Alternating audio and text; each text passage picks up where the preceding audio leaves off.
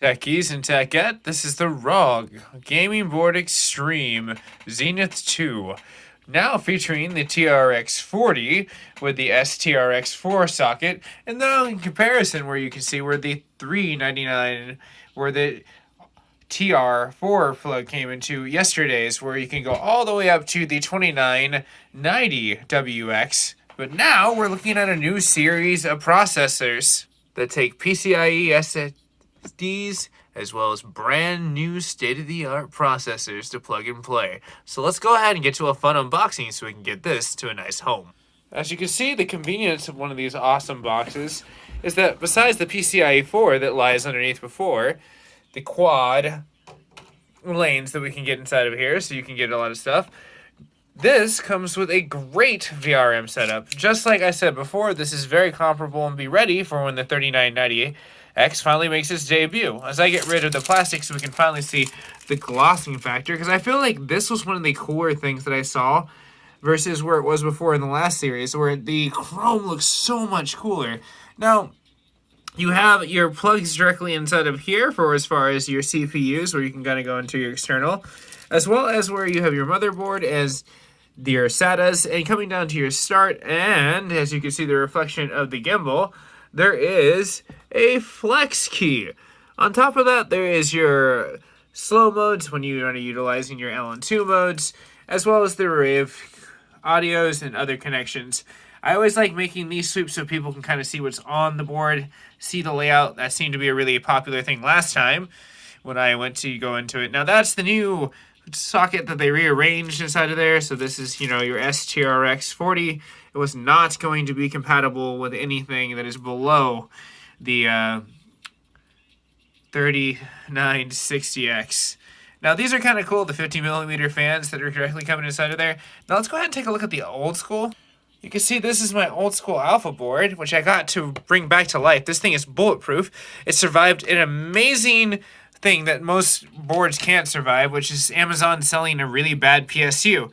And, well, I was able to bring it back to life because it went all the way back to its root settings. Now you can see that there's a lot of differences where the start and the reset buttons are down there. But I just going to have a quick overlay so people can kind of get what a full working board would look like with all the dimms of old school versus what the new school looks like. One of the cool things about having this ATX styled heavy-duty board where we have a backing on the plate, and we're going to see the backing plate in a second, is that it gave a full array of inputs. SSDs will be no comparable point if you don't have 3.0s and the arrays of above that of your transfers of USBs inside of that situation. Now to the Type-C, you also have a LAN 10 gig from your Intel, and then you also have another Type-C, which comes inside of there for the SS20 that breaks down. So there's a lot of fun stuff that comes directly inside of there for as far as what you're going to be throwing around inside of the just regular dueling portions as well as outputs. This board has a Wi-Fi 6 input and your own clear CMOS as well as the BIOS flashback and an exclusive flash. So you can always keep this one free if anything goes a little bit wild. On top of the readings that you can kind of get directly on top of there, which I thought was really cool. I've always enjoyed this. This has saved my butt a lot of times when I've had issues. In fact, that's how I brought this board back from the life when it realized that it was like back to root settings. And I was like, oh yeah, you have to turn off that Wi-Fi setting because it's really weird. Anyways, so looking underneath here, that's where I thought this was like a very nice layout where they actually have made it a lot more neater than the last generation for as far as where this is coming into place. This is a very neat addition for as far as the way it looks inside of there. But let's go ahead and take a look at the backplate. You can see that there's got a lot more elite looking backplate.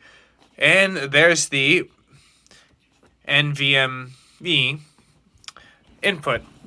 Now, if you can take a look over here, you can see that it's a whole other ballpark.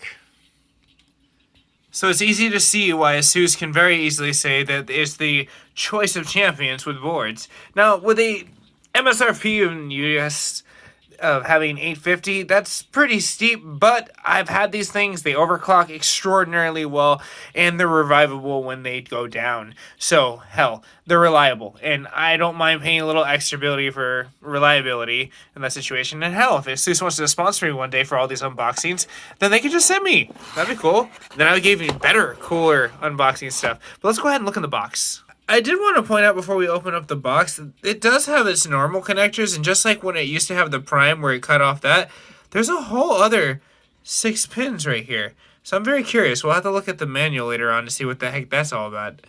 Now the fun part begins. All the goodies that came in the last part, that's going to be right over here. So let's go ahead and get this out of the bag. First on the bill is the fan control board. So you can conveniently have all the RGB goodness in the extension card. I'll run through all this convenience inside of here. Pretty neat. Next, the ROG USB convenience of having all the drivers and everything inside of here. This I always like how they have adapted and is coming to gameplay later and later on. You get one really cool, neat emblem. You also get some really cool extensions for some tool sets that might be unique to helping you while doing the build. So far I found a right angle and straight for most cloth and non-cloth for the SATA up to the 6 gig inputs. A ASUS front pin connector, which is pretty neat. I like how they actually had that directly inside of there. Get a good look at that pin connector right there. Some RGB connections for synchrability. I think these are the antenna connections. We'll have to look deeper into like the manual, but I'm pretty sure that's exactly what these things are. They look really cool and neat. M.2 connection. And look, a connector, which would probably more than likely go to that 6 pin we saw on the board earlier. Mystery and clues. I say yes. Now looks behind door number 2. Let's go ahead and get a zoom in. As we welcome to the Republic, some cool stuff.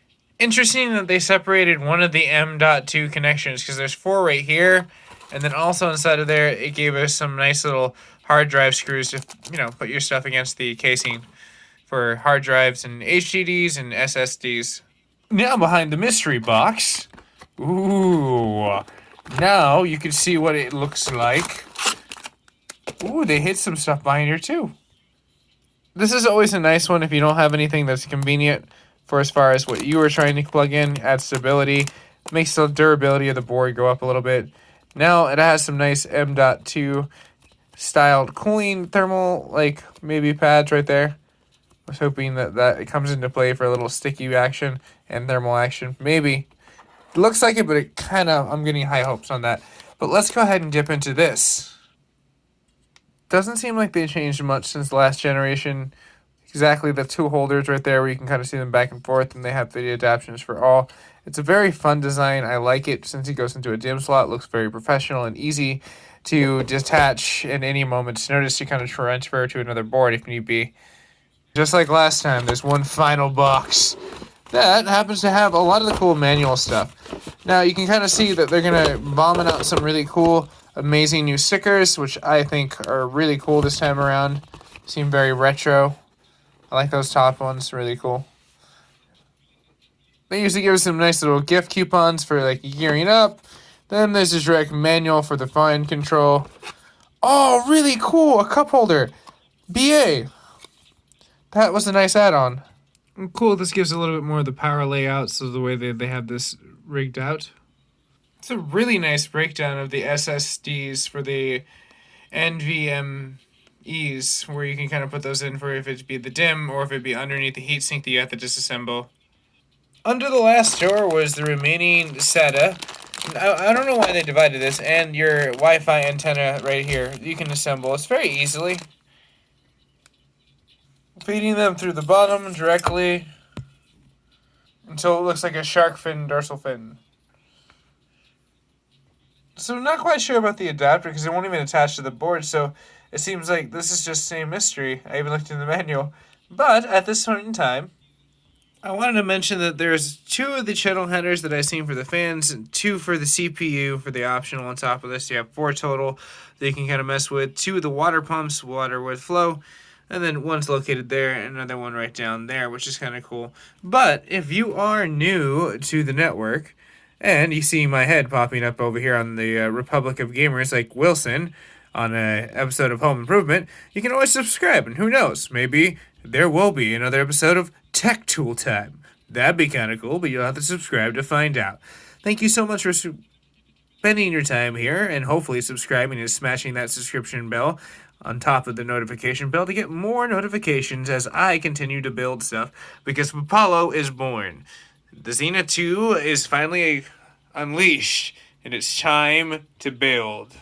Thank you so much, and I'll see you guys and gals in the near future. It's your boy Max saying peace, and see you later.